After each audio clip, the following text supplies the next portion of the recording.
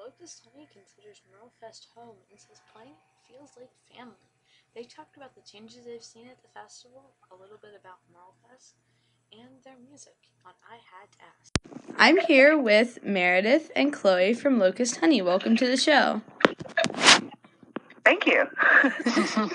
Thanks. So you guys played in London, and your album was called one of the best country albums worldwide. So what's it like to be known on such a large scale across the world? Wow.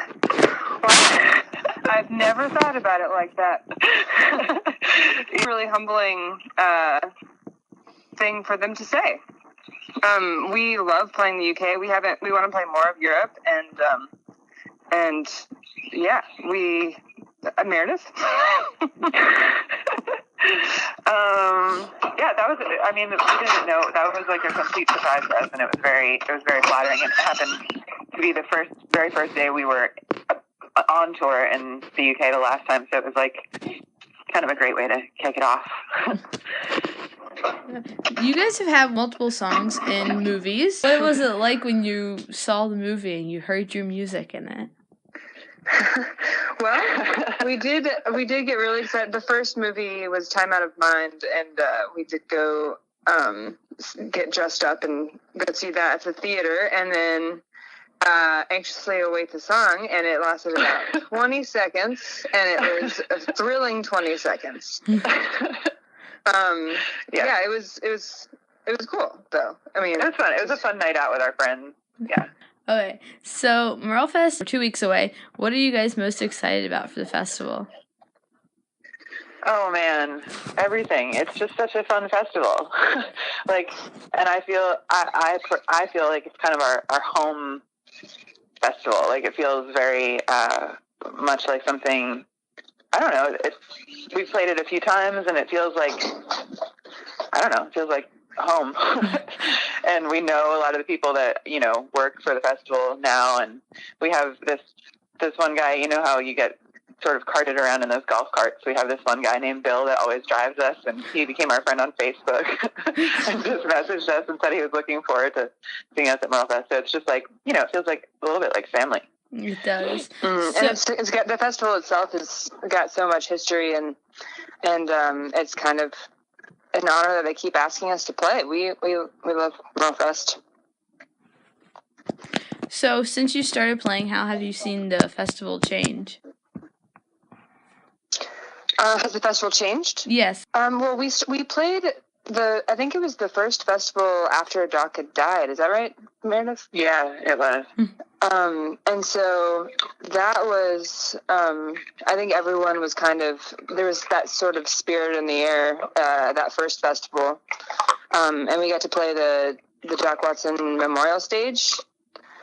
Yeah, and that was really nice, and they asked us to play that, and so since then I think it's become more of like a celebration of his life instead of that first one that was kind of a everyone remembering.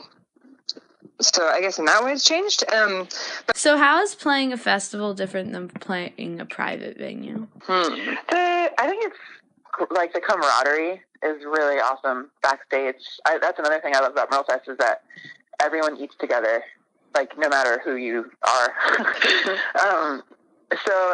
There's always like such a nice just feeling of kind of a community backstage at festivals and you get to meet musicians that, when you're on tour, a lot of times it's lonely. Like, you're just getting in the van with the same people and loading in and to venues and playing and then loading back out, and like, it can be kind of isolating, whereas a festival is just like, you're just surrounded by other people that are doing the same thing that you're doing. And you get a lot of people that wouldn't normally necessarily know to go to your show, and there's a lot of foot traffic, and you get your friends' bands and there are fans that come to the festival just because they love it or because they love a certain band, and then they see your show and then they become your fan, and then they go to your private show. It's just, festivals are the best. So what are some of the plans for your band in the future? I think that right now the main plan is that we're really excited to make a new record, and I think It's going to be a whole new kind of world for us. This record is going to be really different from the first two, so I think we're both very excited about that.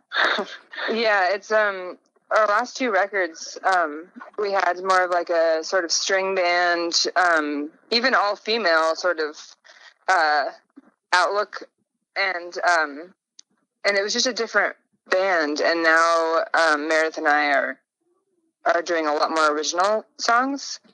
And so this is going to be mostly original as opposed to the last two that were mostly traditional with a few original. And so we're leaning in that direction. We might have some, electric instruments, which we'll have at MerleFest too. We're having pedal steel. And then we have drums on the record. It's going to be exciting.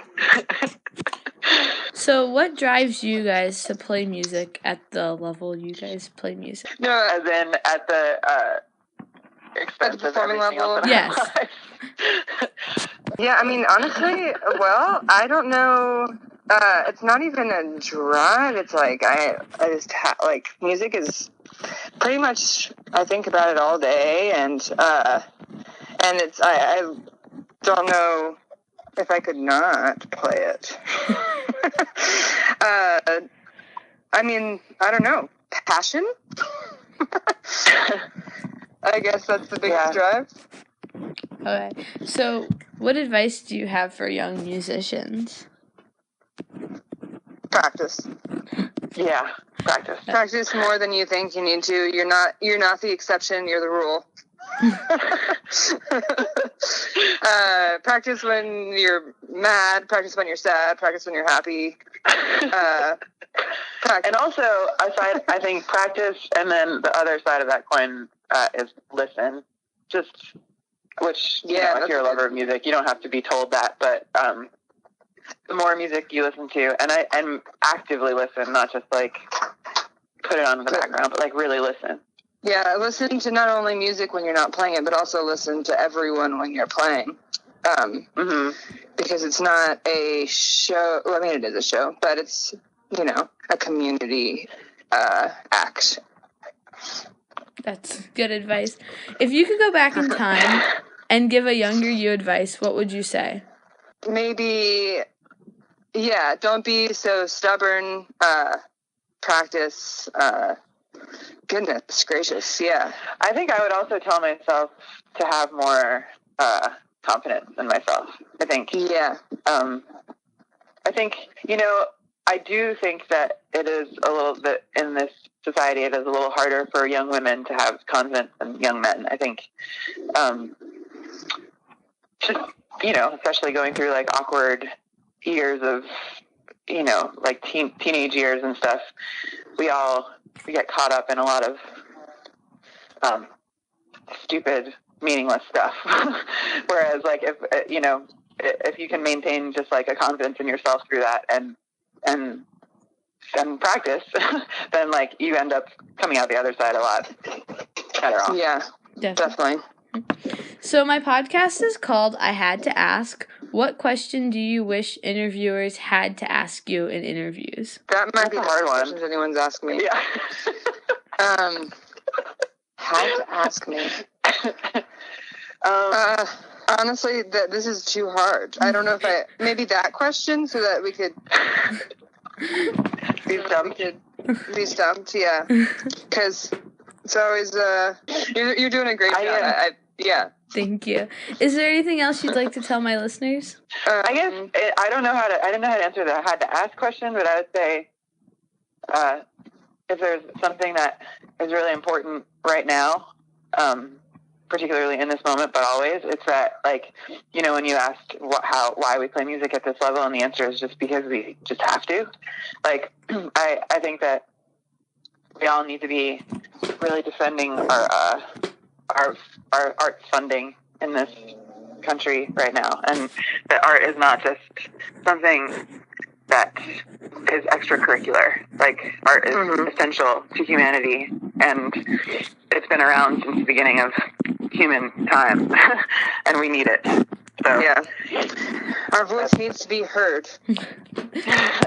And and young boys and people need to be nurtured through becoming artists in a way that is not happening right now, and I think that needs to change. For sure. Well, thanks for being on the show.